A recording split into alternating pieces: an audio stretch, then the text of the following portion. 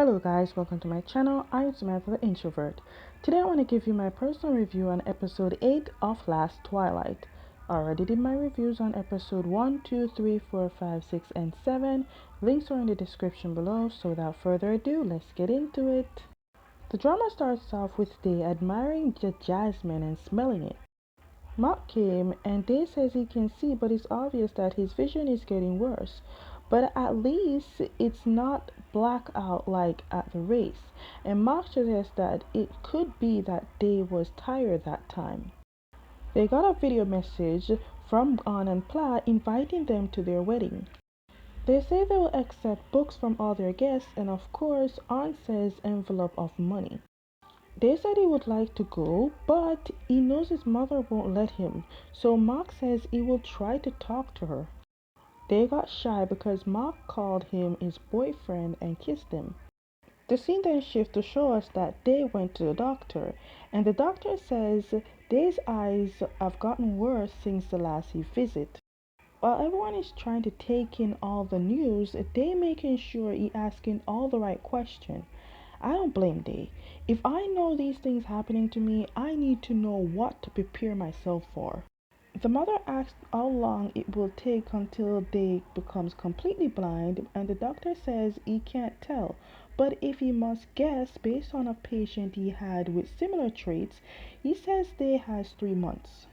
He also advised Day that it's best to do all the things he never get to do and do it during that time while he still can see a little bit, because once it's gone forever.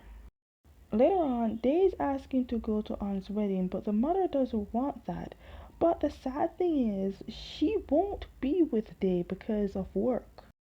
The reason I said that is because the mother told Day to not go to the wedding and just send his gift, and when she gets back from her work, she and Day will go anywhere. But the thing is, by the time she gets back, Day would probably lose his eyesight. Day words, not mine. Night, talk to your mother. Reason with her, please. Day told Mark about what his mother said and that he won't get to go to Anne's wedding.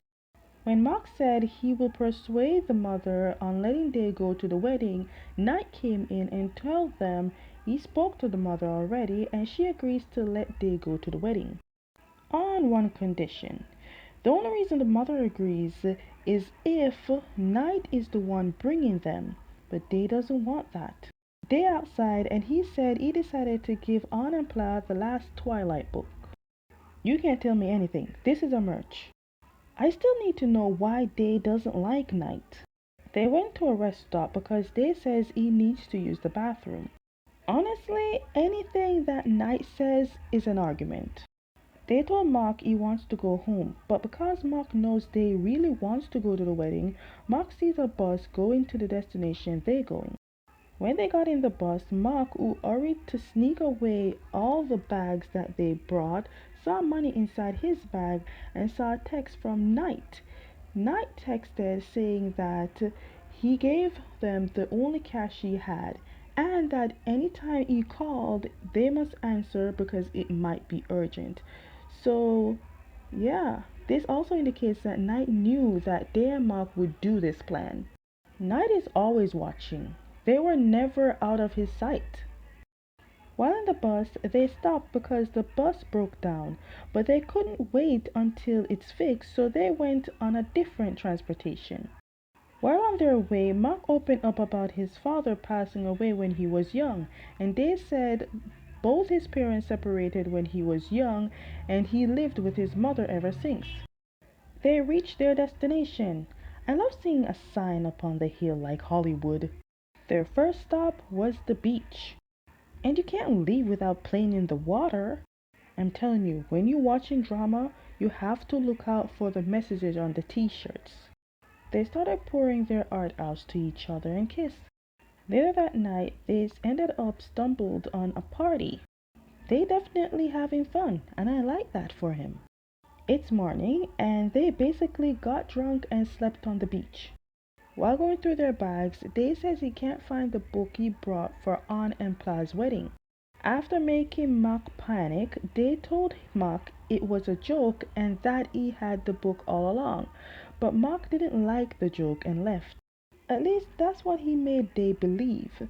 Instead, Mark tries to get revenge, but Day ended up finding out what Mark is doing. Anyways, as they reached at the wedding place, thanks to a person who knew Pla who gave them a ride, they changed into their outfits and they looked good, especially Day. They even taken a picture and they look good. They better have a life poster as a merch.